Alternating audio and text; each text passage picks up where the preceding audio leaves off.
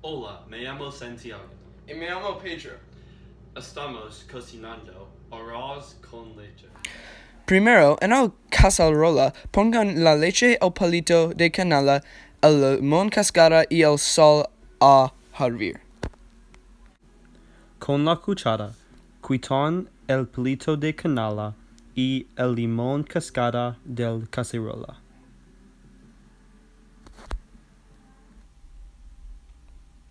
Mezclen el arroz y el huevo yemas en el cacerola y reduzcan el calor.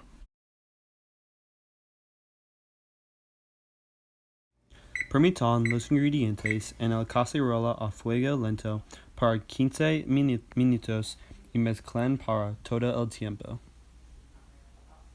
Cuando el arroz está suave, añadan el azúcar y la mantequilla y revuelvan bien.